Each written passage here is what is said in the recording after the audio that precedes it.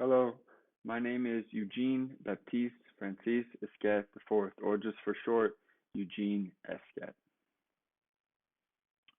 Firstly, I want to say that the philosophy, system, principles that are already laid into foundation, the four pillars, um, were so, I guess, attractive to me being a coach. And even on the flip side of that, I wish that I had something like that as an athlete because so many times it was just one thing. It was, oh, this guy ate really healthy, or this guy um, does massage therapy, or whatever, or he trains a certain way. And it's like, it's the entire spectrum. And I think as a coach, I've learned over the years that yes, I can describe my own personal training philosophy with a couple of different words or themes that I'm going to talk to you about now, and that is, I think the first one is to be excellent at communication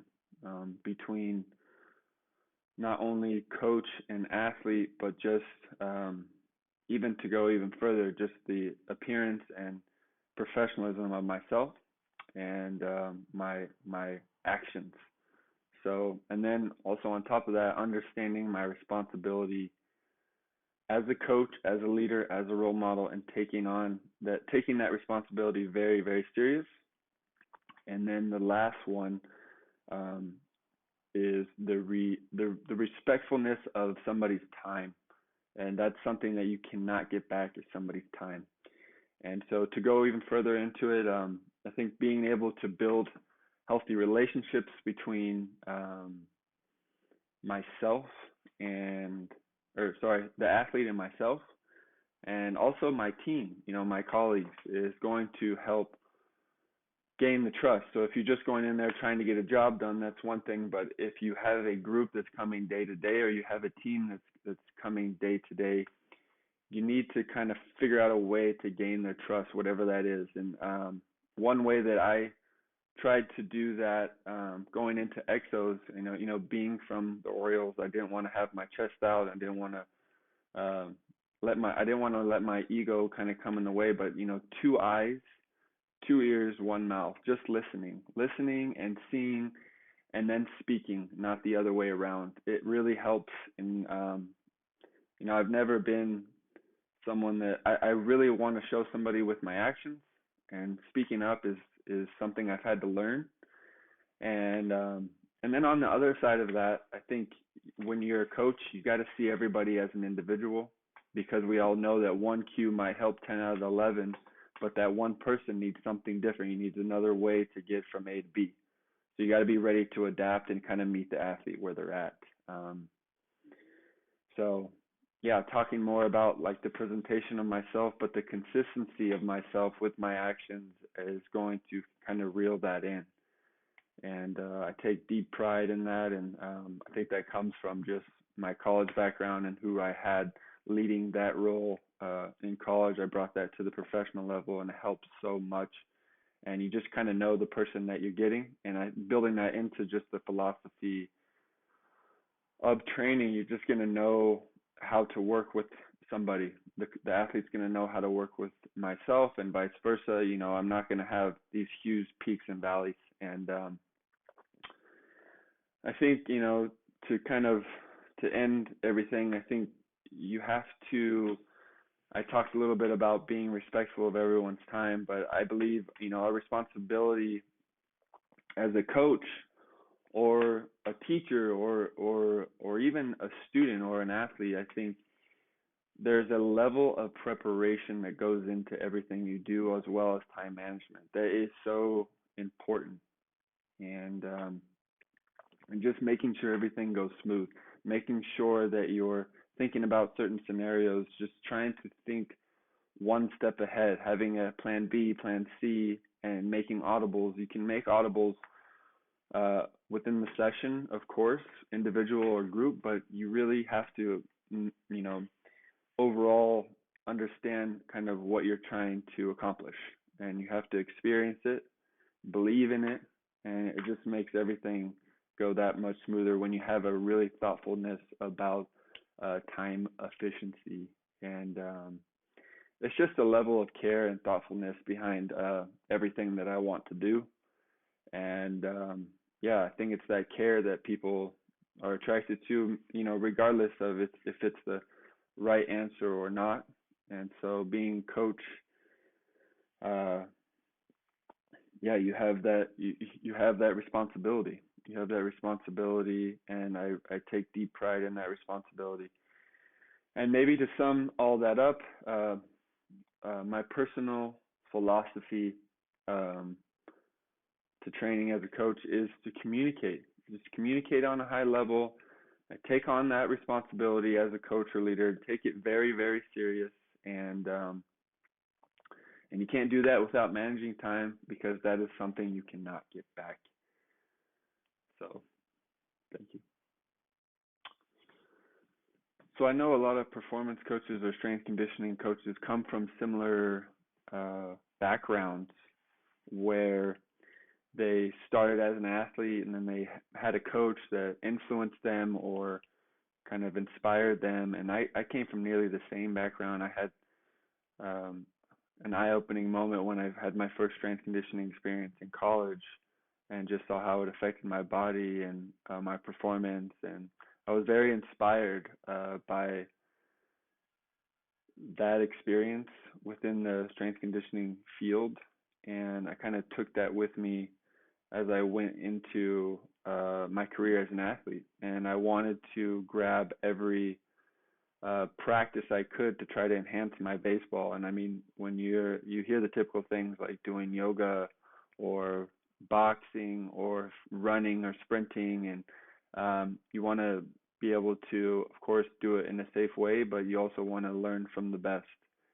And I had a more of an open mind, just being that I didn't start with organized sports. I started with surfing. I started with skateboarding. I started with racing dirt bikes. I started with the action sports that left me with this feeling that, you don't have to do just organized sports and strength conditioning. There's so many things that can enhance, like skateboarding can enhance your balance to a certain extent that's going to help your baseball or your pitching, and everything influences everything, but you got to have that experience. You got to try it in a safe way.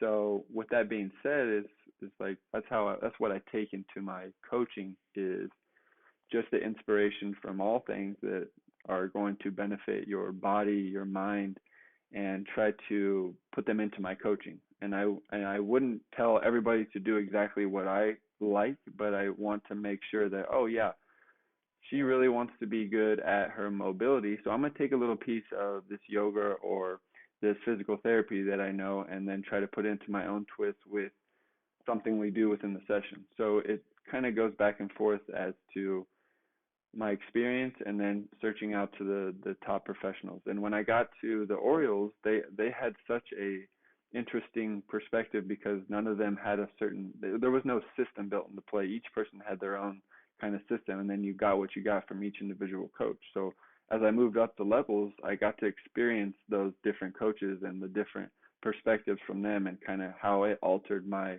career. So um, when I came onto the coaching side, they really asked me, like, I remember the first questions they asked me, like, who is somebody that you look to within the strength conditioning world that you think can help influence you as a coach? And I really didn't know that question beyond just like the NSCA book and the CSCS stuff. I was like, well, you learn a lot in there and blah blah blah. But they're like, no, you need to look at the top professionals. You need to look at the Franz Bosches. You need to look at the Boyles, the Vergashanskis, the Pass, the Starets, the Cressis. They were really just like, you gotta get the full picture and then take it into your coaching. So that was valuable for that population and how I evolved as a coach, and really inspired me to not just go off of my experience, but go off of, some people that have done it before and it's proven that it's worked, and how can I relate it to my population, I guess is what I'm trying to say. And so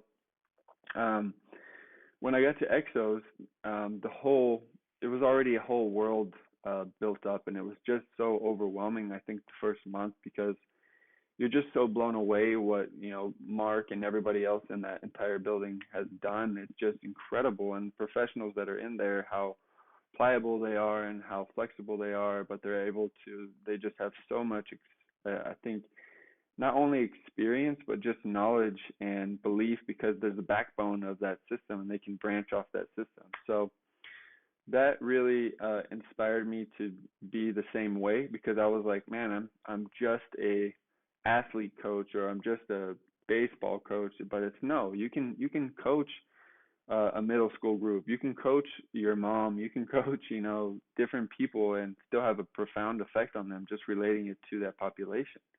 So I try to take that with me to Germany because knowing that I was going to transfer over into this general population group is going to be totally different role that I was going to have to play. And instantly when I got there, I saw what they were interested in. They were interested in wellness. They were interested in feeling good, looking good. Aesthetics was a big role in the programming that we had, and they wanted to know, okay, where in this program are we getting gains in our legs or our arms? So it's like they're really interested in different things rather than the athlete because the athlete gets to play all day. They just they're worried about when they're going to get the chance to eat or sit down. But the general population is worried about, how can I feel better when I play with my kids or get some stress relief because I'm sitting at my desk all day and it's all stress, stress, stress, and how can I come to the gym and get a little outlet? So that happened right when I got there, and I noticed how I needed to change my perspective as to where to get my inspiration. And then COVID hit, and we had to do everything virtually. So the virtual world started to be kind of my setting for inspiration, and it was tough because there's so much information out there that you want to reach out to the right people, and I think the biggest influence I had was trying to work on my communication skills and trying to work on how my presence on screen and how I can use my words rather than guiding somebody through a demo or showing them something. That's when I started to reach out to guys like Brett Bartholomew or Nick Winkelman and try to see kind of how they think about cueing or communication as a coach or within a group.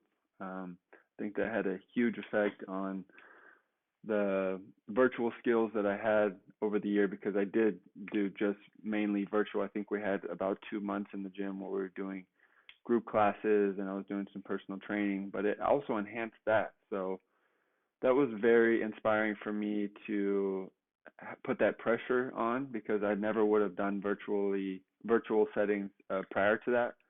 And so once I had to do it, it was like, okay, let's try to be the best at it. Let's see how these people do it. And it was really cool. It helped a lot. And I think the last thing I'll say was I didn't realize when you're in a group or a weight room setting, you don't really see yourself. You can only hear yourself, but you don't really see what they see. But then when you're on camera, you can see what kind of energy you're bringing and kind of see uh, what they feel as an athlete getting coached from you. So it was really cool. So I wanted to bring a certain level of energy every day to be like, oh, okay, this guy's on camera, he's got a certain feel. I mean, it's one thing to guide somebody through, but when somebody has that certain vitamin E, it can be really effective to the athlete or population. And I grabbed a lot of those skills internally within Exos. I grabbed it a lot from Dannenberg because when I was with him, when I was with Eric Dannenberg at headquarters, he always spoke to me. I was always with him day to day, so I noticed his energy and I felt that presence and I noticed how it had a big effect, and I tried to kind of take what he did with me a little bit, and I just didn't understand it as much, but when I saw it on camera and when I saw it on the virtual setting,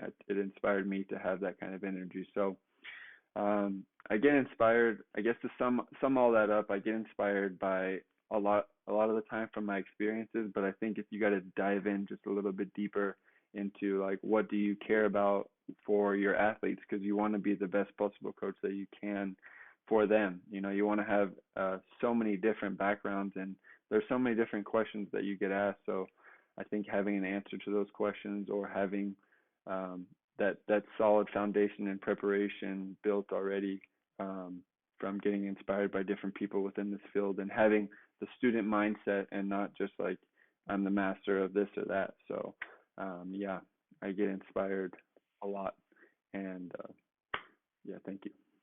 I think what keeps you really, fired up or inspired as a coach are those times where you are impactful in our industry and you're getting somebody that's coming to you and say how much of an impact that you've had in their life or the adjustments that you've made or been a resource or whatever it is. And I've definitely felt that being with the general population this year virtually, which was very interesting. We were back and forth into the gym, but also in the baseball community. I mean, I'm seeing guys that I coached, 4 or 5 years ago that are now getting to the top level, and I can say that I've had a major impact in that because you get them at a young age.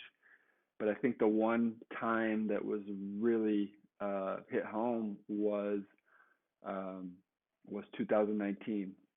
And leading up to that, I mean, I've been with the Orioles since 2012, so they're like my family, and there's always this I guess, reputation with the Dominican Republic Academy for the Orioles and how bad it is and how nobody really cares about it. And there's these young kids that are there. And I've heard about it as a player, but then being a coach, it was always kind of a question of like, because there's such a large Latin community, a Latin American community from all stretches. And they are probably they are the top level baseball athletes in the world. I mean, they do it for a different reason. They're doing it for, it's life or death for them. It's not just a sport. They're doing it to put food on the table. So it's a little different circumstances. And sometimes when they would come over, they would be so far behind because there's just no resource for performance coaches out there. And so I told the Orioles, I was like, I gotta get over there at some point and try to switch the mindset of these young kids so when they come to us for spring training or during the season, they have an idea. And I had already had a good experience with speaking Spanish as a player. I was in Mexico and I was there for, 8 months total, and nobody spoke English really, so I had to learn Spanish. And so they let me go there in 2019, and I got to go there for 4 weeks. And the academy was terrible. It was probably the worst gym I've ever seen. It was just gross. There was cement floors, rusted weights, no air conditioning in the bottom of a basement. Nobody had used it at all. The whole culture was just about baseball, baseball, baseball. And then if somebody got injured, then it was just they were unlucky. So I wanted to change that, and I went there with that goal of changing that, and it happened, and I had a huge impact within the actual organization and the money spent for these kids. Because they were ages of 16 to 22, and when you get a 16-year-old kid and kind of show him the principles at the beginning, he can take that so much further for himself. And of course, as a coach, it's your goal to be able to let them be their own coach and kind of understanding. So I did that, and it just spread like wildfire. Like I went there for 4 weeks, and I changed the culture there. I got everybody on board with the training, and then they came to spring training and got everybody on board, the Latin community on board there, and then it spread through the season. And then on top of that, it just went all the way up to the general man, like the GM, and they spent money on it, and they basically changed the entire academy. They got a new weight room, new facilities, and yeah, it's just a level of care. I think just that small seed that I planted of just care, and then it went from one thing to the next, the next to the next, and I think it's an investment because we're getting so much talent and want and drive from these kids, but they just don't have anything but baseball. Like they don't have any idea of how to recover. They didn't even have air conditioning in the room, so they wouldn't sleep well. And then the food was terrible. So everything works hand in hand, and it just kind of shows you how much of an impact you can have as a coach. And that was the one experience that I can remember that really changed my thought process about how one coach can have such such an impact on a group or population. So that was my most impactful experience in the health and wellness field.